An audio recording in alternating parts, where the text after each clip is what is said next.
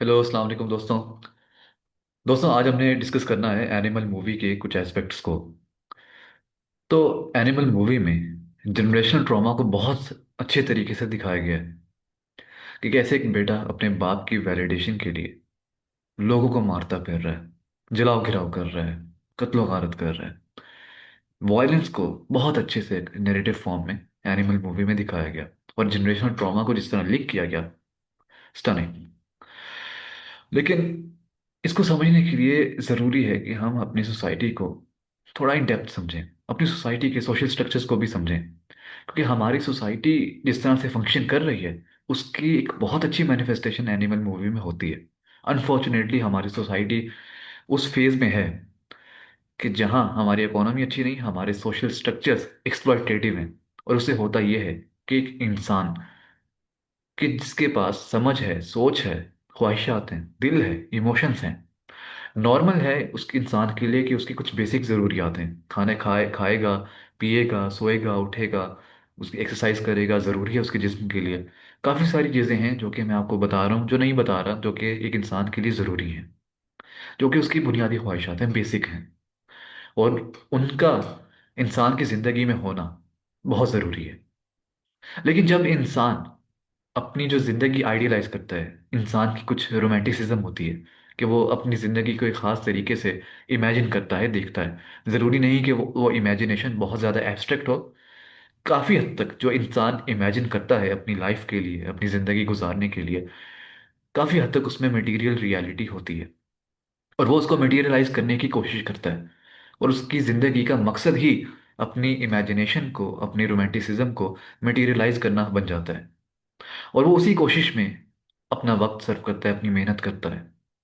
लेकिन जब इंसान को वो हासिल नहीं होता जो वो हासिल करना चाहता है, जैसी जिंदगी वो गुजारना चाहता है, तो वो रिजेंटमेंट का शिकार होता है।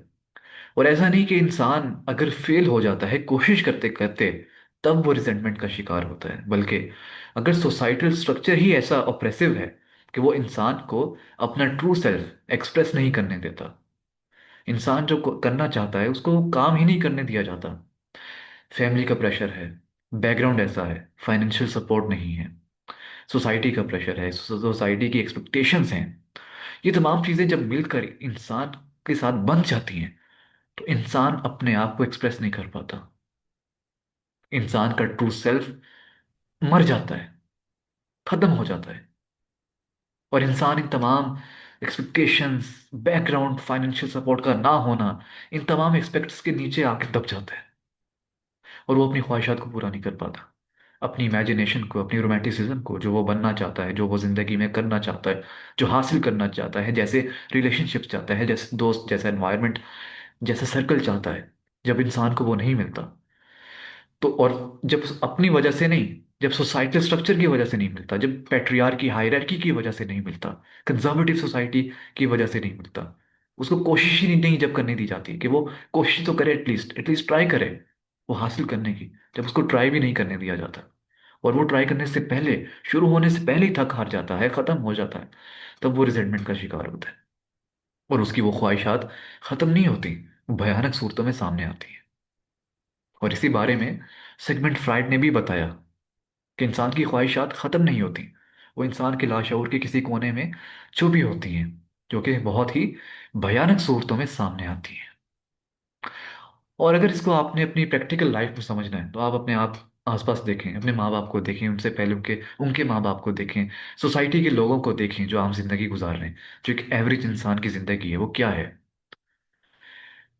एक इंसान जिसकी ख्वाहिशात पूरी नहीं होती, वो अपनी जिंदगी में जो चाहता है वो हासिल नहीं कर पाता, क्योंकि उस पर बर्डन होता है, प्रेशराइज किया जाता है, वो कोशिश ही नहीं कर पाता। अगर इंसान ट्राई करके हारे, कोशिश तो करे एटलीस्ट, उसका भी दुख नहीं होता। हमें ट्राई नहीं करने दिया जाता कि हम वो हासिल करें जो हम हासिल करना चाहते हैं। एनिमल मूवी की बात चल रही थी, उस पर भी आएंगे, लेकिन उससे पहले इस प्रीमाइस को समझना बहुत ज़रूरी है, इस कॉन्टेक्स्ट को, जो कि हमारी सोसाइटी से रिलेटेड है। कि दोस्तों जब कोशिश ही नहीं करने दी जाती, तो इंसान को जब बांध दिया जाता है, ज़बरदस्ती शादी कर दी जाती है, जिम्मेदारियां दे दी जाती हैं, वो अपनी ख्वाहिशात पूरा नहीं कर पाता, जो आइडियलाइज करता है वो हासिल नहीं कर पाता, तो होता यह है कि जब शादी करता है, बच्चे होते हैं, तो वो हेल्दी रिलेशनशिप फॉर्म नहीं कर पाता। उसकी सोसाइटी में जो लोग होते हैं जिनकी वजह से वो अपनी ज़िंदगी जो बनाना चाहता था बना नहीं पाता, उनके साथ उसके ताल्लुकात ऑब्वियसली अच्छे नहीं होंगे, और वो ट्रांजैक्शनल हो जाते हैं। और वो ट्रांजैक्शनल इसलिए होते हैं क्योंकि उस सोसाइटी में रहने के लिए, सोसाइटी में रहने की वजह से, उसको जो ऑपरेशन हुआ उस पर, उसकी वजह से एक इंसान ने अपने ख्वाबों को ख़त्म कर दिया। उस सोसाइटी के साथ वो कभी भी रिकनसाइल नहीं कर पाएगा। अगर उसके ताल्लुकात अच्छे हो सकते थे, if there was a chance to have fulfilling relationships, to have a good bonding with people, then it would have been possible with a different society, with different people, as compared to the society where he was living, where he was oppressed. तो ऐसी society में रहने के बाद, ऐसे लोगों में रहते हुए, और ऐसे लोगों में रहते हुए जिंदगी गुजारना, पैसा कमाना, जॉब करना, फाइनेंशियल स्टेबिलिटी हासिल करना और शादी करना, बच्चे करना, इंसान को अच्छा एक्सपीरियंस नहीं देते। फुलफिलिंग रिलेशनशिप्स इंसान को नहीं मिलता इससे, और जो खुशी इंसान को मिलनी चाहिए वो इंसान को नहीं मिलती। इसीलिए इंसान फ्रस्ट्रेट होता है, रिजेंटमेंट का शिकार होता है, वो नफरत का इजहार करता है अपनी बीवी से, अपने बच्चों से, सोसाइटी से। और सिर्फ उसका रिलेशन ट्रांजैक्शनल होता है, सिर्फ इस बेस पे होता है यूटिलिटी की, कि यूटिलिटी क्या है एक इंसान की, मैं किस तरह एक इंसान को अपने लिए इस्तेमाल कर सकता हूँ, अपनी बीवी को, अपने बच्चों को, सोसाइटी के लोगों को। ऐसे इंसान के ताल्लुकात सिर्फ ट्रांजैक्शनल होते हैं, फुलफिलिंग नहीं होते। और ये किसी एक शख्स की कहानी नहीं है, ये हम सबकी कहानी है, हमारे बड़ों की, उनके बड़ों की। जो एक्सप्लॉयटेशन चलती आई है, जो जनरेशनल ट्रॉमा चलता आया है, वो ट्रॉमा एक ऐसी जगह पे फंसा देता है इंसान को जहां से वो बाहर निकल नहीं पाता। एक ऐसी पोजीशन है जहां पे आपको अवेयरनेस नहीं होती कि आप क्या कर रहे हैं, और आपके एक्शंस आने वाली नस्लों को क्या बना देंगे, उन पर क्या इम्पैक्ट जनरेट कर रहे हैं। यानी जब आप एक जिंदगी गुजारना चाहते हैं, आपका एक कुछ बनना चाहते हैं, सिंगर, म्यूजिशियन, राइटर, कुछ भी आप बनना चाहते हैं, ठीक है, चाहे आप टीचर भी बनना चाहते हैं, लेकिन अगर आपको सोसाइटी नहीं बनने देती, आपके माँ बाप, आपके घर वाले, आपके रिश्तेदार, आपका मुआशरा आपको इजाज़त नहीं देता, जबर करता है आप पे, तो आप क्या करेंगे? आप खुश नहीं हो पाएंगे कभी भी। आप जो जिंदगी की मर्जी से गुजारेंगे उसमें आप खुश नहीं रह पाएंगे। रिजेंटमेंट होगी, नफरत होगी, और आप अपनी ख्वाहिशात को पूरा करने की कोशिश करेंगे बड़े गलत तरीके से, जो कि नहीं होना चाहिए। आपको वीज़ा मिल जाएगा, परमिट मिल जाएगा कि अब मैं जिस तरह चाहूँ लोगों का इस्तेहसाल कर सकता हूँ, लोगों को इस्तेमाल कर सकता हूँ अपने फ़ायदे के लिए। क्यों? क्योंकि आपकी ख्वाहिशात पूरी नहीं की गई, आपकी ख्वाहिशात सोसाइटी ने दबाई। अब आप उसी सोसाइटी के साथ जब रेसिप्रोकेट करते हैं तो वो नफरत के अंदाज में करते हैं। आप हर किसी को एक्सप्लॉइट करते हैं बहुत ज़बरदस्त तरीके से, हर किसी को इस्तेमाल करते हैं, और शायद आप अपने बच्चों को भी इस्तेमाल करें अपने ख्वाबों को पूरा करने के लिए, क्योंकि आपके ख्वाब पूरे नहीं हुए।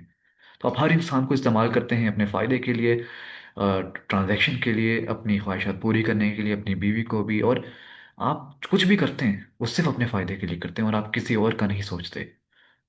और ऐसे इंसान को बनाने में सबसे बड़ा कसूर, सबसे बड़ा मुजरिम ये मुआशरा है, ये सोसाइटी है, जो इंसान को वो जिंदगी नहीं जीने देती जो कि उसका हक है, कि वो अपनी आज़ादी से, अपनी मर्जी से वो जिंदगी गुजारे जो वो गुजारना चाहता है, जो कि उसका हक है।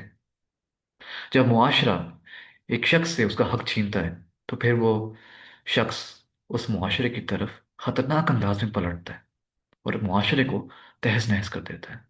और यही सूरत हाल हमारे मुआशरे की है, हमारी सोसाइटी की है।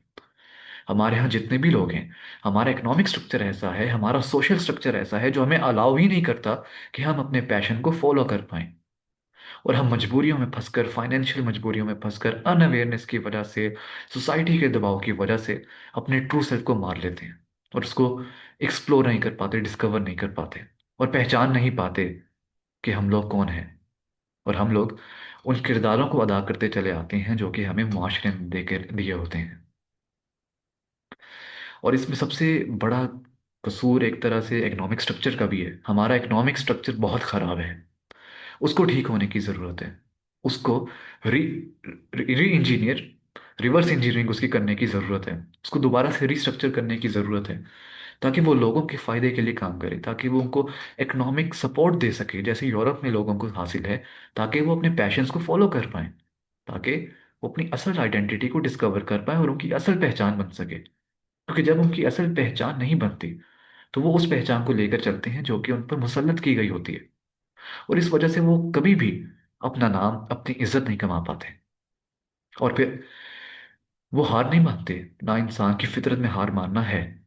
वो अपनी ख्वाहिशात को पूरा करने के लिए बहुत जोर लगाते हैं, फिर वो गलत तरीकों पे उतरते हैं। फिर आपने देखा है कि वो बच्चों को मारते पीटते हैं, फिर उनसे अपनी ख्वाहिशें पूरी करवाते हैं, उनके साथ जबरदस्ती करते हैं। क्यों? क्योंकि उनको उनसे बर्दाश्त नहीं होता, और इंसान बर्दाश्त नहीं कर सकता कि उसकी ख्वाहिशात पूरी नहीं हुई, वो हार मान गया। In a human will never accept it. It's not in his nature to accept defeat. आप डाइजेस्ट ही नहीं कर पाएंगे अपनी शिकस्त को, कि आप कैसे हार सकते हैं यार, आप कैसे जिंदगी गुजारेंगे अपनी। आपको सरवाइव करना है, और सरवाइव करने के लिए आप अपने आप को ये नैरेटिव देंगे कि मैं जी रहा हूँ और मैं इस तरह जी रहा हूँ, अपने बच्चों के जरिए, अपनी बीवी के जरिए, सबसे या उन लोगों को इस्तेमाल कर रहा हूँ जिन्होंने मुझे इस्तेमाल किया, मैं मुझे नुकसान पहुंचाया। उनके साथ आपका ट्रांजैक्शनल ताल्लुक है। हर किसी को आप मैनिपुलेट कर रहे हैं। और ये परमिट, ये वीज़ा इंसान को तभी मिलता है जब सोसाइटी इंसान को दबाती है। और इस तरह भयानक सूरतों में, जैसा कि सिगमंड फ्राइड ने भी बताया, इन भयानक सूरतों में इंसान की ख्वाहिशात सामने आती हैं, और वो उनको इस तरह पूरा करता है। और अब अनअवेयर होता है वो, अनकॉन्शियस होकर करता है। उसे नहीं पता होता कि उसकी ख्वाहिशात जो दबाई गई उस पर बोझ आया बच्चों का, फैमिली का, पुराने अपने घर वालों का पहले से। और अनअवेयरनेस का होना, पता ना होना कि क्या क्या पैशंस फॉलो किए जा सकते हैं, क्या क्या फील्ड्स हैं, और एक ही सेटअप में बंद होके रह जाना। ये इंसान की ख्वाहिशात को मारता नहीं है, उन्हें खतरनाक तरीके से उभारता है। इंसान फिर अपनी ख्वाहिशात को पूरा करने के लिए अंधा हो जाता है, अंधाधुन अपनी ख्वाहिशों को पूरा करता है, और उसको पता नहीं होता कि वो अपने बच्चों के साथ क्या कर रहा है।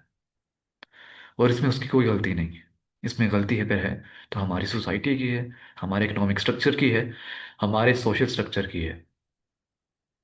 दोस्तों, इस कॉन्टेक्स्ट में जिस तरह ये जनरेशनल ट्रॉमा क्रिएट करता है कि एक शख्स की ख्वाहिशात पूरी नहीं हुई, वो फिर उन ख्वाहिशों को पूरा करने के लिए एड़ी चोटी का जोर लगाता है, फिर अपने बच्चों को भी इस्तेमाल करता है।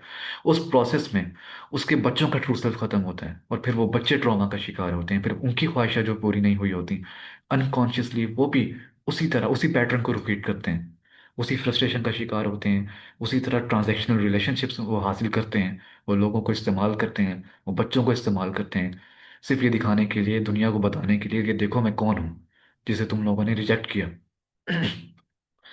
तो ये चीज़ें हैं दोस्तों, ये जनरेशनल ट्रॉमा है जो कि हमारी सोसाइटी में हमें देखने को मिलता है। और इसी कॉन्टेक्स्ट में एनिमल मूवी को बहुत बेहतरीन तरीके से एनालाइज किया जा सकता है। और अगली वीडियो में हम इसी कॉन्टेक्स्ट में, इसी जनरेशनल ट्रॉमा के थ्रू, इसके लेंस के जरिए हम एनिमल मूवी के कुछ एस्पेक्ट्स को समझेंगे, जिसमें बाप बेटे का ताल्लुक है, जिसमें एक पुराना जनरेशनल ट्रॉमा जहाँ से शुरू होता है, बिजनेस की शुरुआत, उसकी वजह, उसके साइकोलॉजिकल नैरेटिव को हम समझेंगे।